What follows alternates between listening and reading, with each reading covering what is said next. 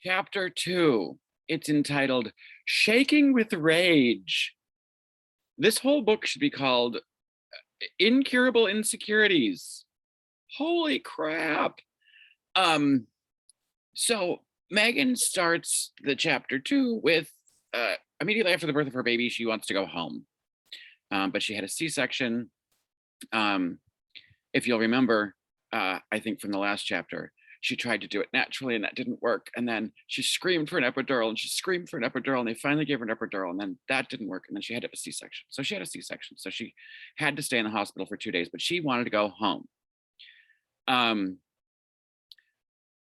then everything about that experience was just terrible for Megan, just terrible. Um, the nurses were mean to her and they made her feel like a bad mom because the baby didn't latch on. And if she didn't get breast milk, she wasn't going to bond with the baby and blah, blah, blah, blah. Like she's taken down nurses. Um, like everything about that experience was miserable at her, pointed at her. And she said, apparently every other mother, gives birth in a field of daisies and there's rainbows and, happy little pudgy growing babies. And Liberty was losing weight and she thought her baby was dying because she couldn't breastfeed. This girl is just over the top for dramatics. And it's like all of these things are the first time they ever happened and they're all happening to her and they're terrible. So childbirth was designed to make her feel bad about herself. And the nurses were mean. And Ben was there, but he wanted to sleep. He couldn't sleep on the bench thing that sits in the hospital room. So we went out to the car to sleep for a couple hours. And she says the nurse came in and told her that her husband had left her. And so the baby has to go back down to the nursery. So her assumption was that her husband had left her. He told her he was going to the car to take a nap. So she didn't correct the nurse, or she just took the nurse at face value and called her sister or sister-in-law screaming hysterically in the middle of the night because she thought Ben had left her and they were giving the baby away to be raised by somebody else. I get that you're in a weird space after giving birth and she had some medical issues, so she was on some drugs, but holy shit.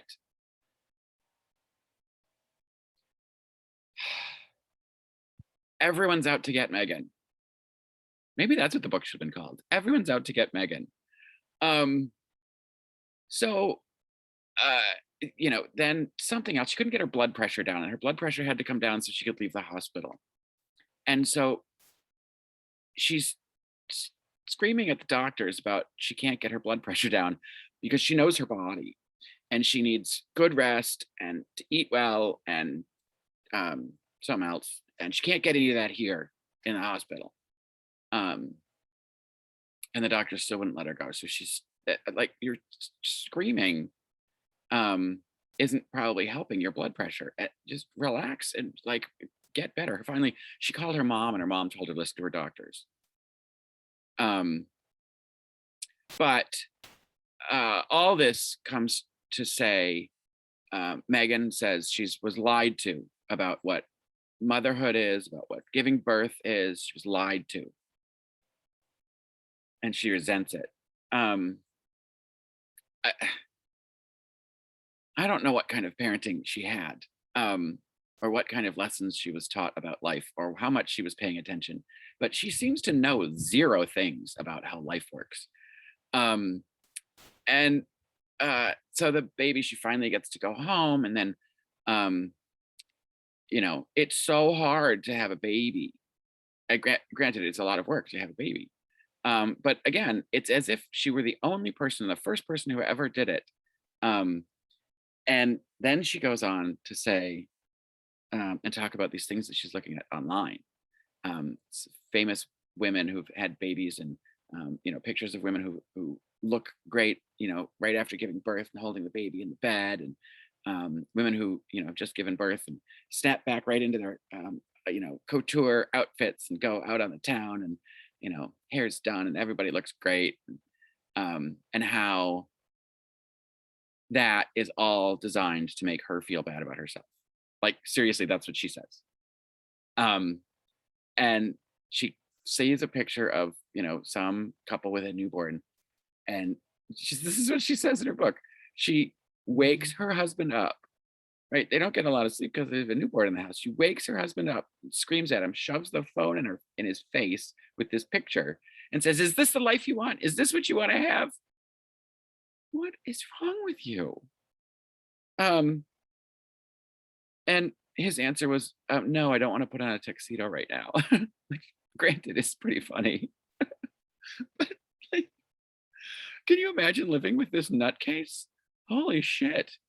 So then she launches into her whole thing about maternity leave, and that that's the big issue that she came back to the View with on her first day. She hijacked the entire thing and just talked about um, maternity leave, and she was very specific about leave for women, women only, and she reiterates all that in the book that women should get leave. I guess dads aren't supposed to bond with their kid, in her eyes. Um, but again, she's a woman, so everything uh, is everything's terrible for women, and we should have parental leave, 100%. I agree with you there on that, Megan. But it should be for parents, not just moms. Um, all parents matter. Um, anyway, that was um, so. She goes on to talk about the maternity leave thing, and all the other countries that have um, parental leave, paid parental leave, and Disney doesn't have it. She knows Abby Huntsman didn't get any. She didn't get any, but if someone who she refers to her as who has a fancy job and savings, honey, you have a trust fund. Anyway, if someone of her means, um, you know, is struggling with having a newborn and taking care of the kid, imagine, a cop or a teacher who goes back to work right away, which is true. It is terrible. What we do to parents is awful. Um, and so, that's her crusade. And she goes on about, um, saving mothers in the world, and how, Disney doesn't provide for her, but at Fox they do.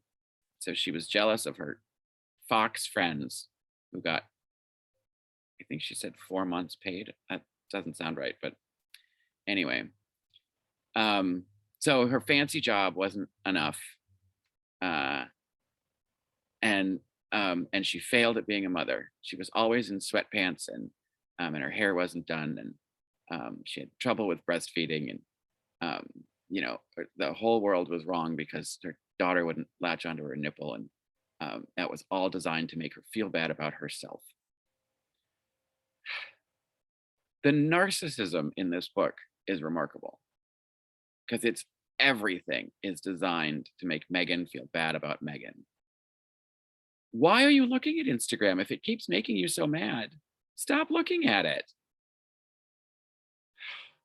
Zero coping skills.